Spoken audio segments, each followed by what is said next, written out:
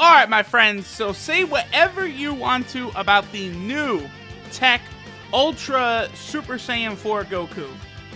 But I will say this, he is a beast, and I do think he is definitely worthy of a card that you should rainbow eventually.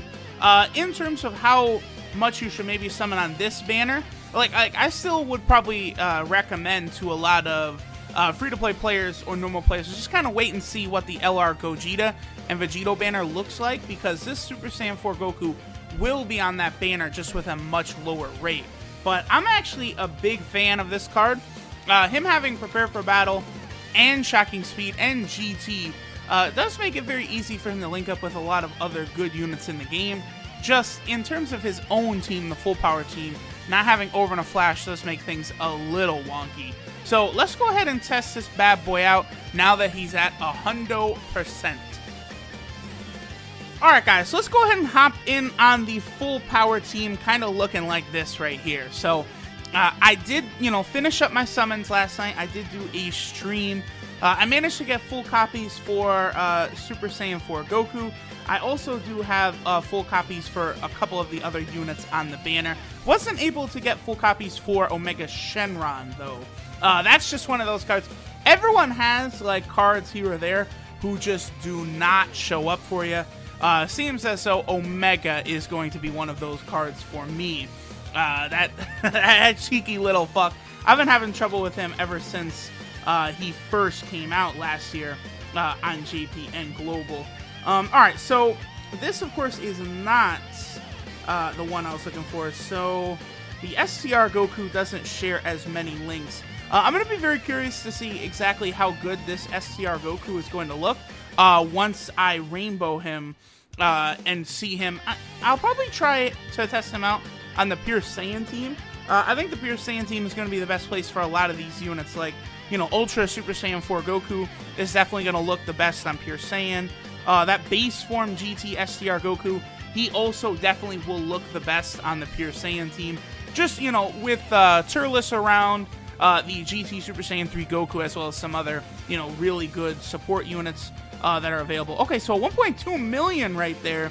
I think I've got this Goku at like 75% right now, something like that. So he's definitely looking pretty good. That's without trying to optimize him or anything. So yeah, he's definitely a very capable unit. That's for damn sure. All right, so here we have Evolution Blue Vegeta, and I've also got Kaioken Blue Goku right here. Now, I am badly looking forward to that next Super Saiyan Blue Kaioken Goku. Like, I've mentioned it a couple times, how I think he is going to change things up a lot in terms of the viability of the full power team. Like, having another really good unit that has Over and a Flash, Shocking Speed, Prepare for Battle will really, I think, enable Over and a Flash units to have a little bit more play on this actual category. That's like the big thing I'm looking forward to, because then at that point, I think it'll be a lot easier to kind of toss in, units like Physical Full Power Frieza, as well as like AGL Super Saiyan 3 EZA Goku. I think it's going to be a really good unit for this team, because you're not going to want to toss on LR Super Saiyan 3 Goku just willy-nilly. All right, so 2 million attack set right there. Not bad, considering, no support units, nothing like that. It's just him, LR Gohan, full power team, get the fuck up out the way. Pretty good. And then LR Gohan most definitely is going to be strong enough to actually finish this fucker off. See, that's the thing, like, you could usually make, like, the SCR Super Saiyan 4 Goku look pretty, like, you can make these units, get to, like, their max in terms of, like, how high their attack stat is, but usually, like, they're still going to look really good if you got it next to, like, a unit like LR Gohan, but you're also then adding LR Gohan's damage, right? So, like, look at how Teq Super Saiyan 4 Goku might perform alongside the STR Super Saiyan 3 Goku, right? But then, the STR Super Saiyan 3 Goku, he'll be able to do, what, 600k, 700k, something like that. But then you have him next to LR Gohan, and LR Gohan is dropping millions down. So that is a big thing to consider, too, when showcasing, different units on some of these different teams. Now, Jiren is a pretty tough fight. I do eventually think we're probably going to get another Jiren.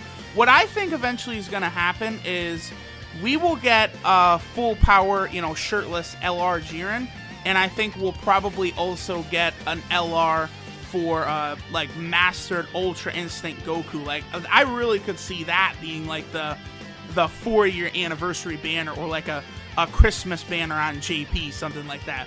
Like that type of banner, I think it's very plausible. What do we got? So 1.2. So looks like about 1.2 million is what this Goku is sitting at right now. Oof. Not bad. Yeah, he is quite the good unit. I think his inclusion on the full power team certainly does help out quite a bit too, because he's going to enable you to... He's another prepare for battle unit. He's another GT unit that will make this team run a little bit more smoothly. Now, Kefla's great. She does orb change, which is helpful, but it does hurt that they didn't give her like any of these common links, which, I mean, she really could have had, like, prepare for battle. She could have shocking speed. She could have over in a flash. Like, units like Kefla, Super Saiyan 4 Gogeta, like, they have these problems of really, like, every single link in the game. Like, you look at what these links are called and shit, and, like, they could all apply to these characters, right? Super Saiyan 4 Gogeta, GT, Kamehameha, like, Saiyan Roar, Fuse Fighter, Prepare for Battle, like, every single link, like, you could apply to Super Saiyan 4 Gogeta.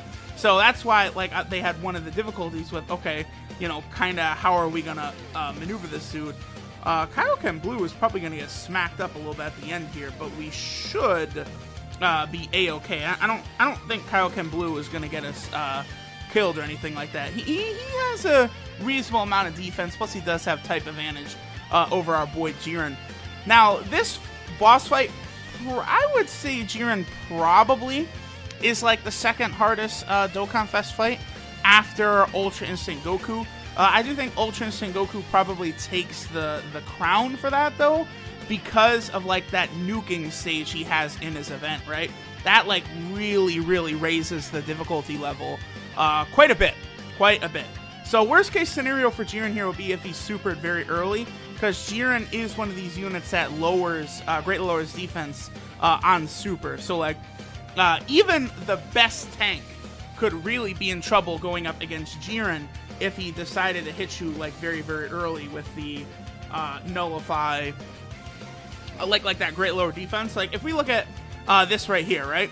Like, Super Saiyan 4 Goku's not going to take damage from this Jiren. Like, rainbow stats, very powerful unit.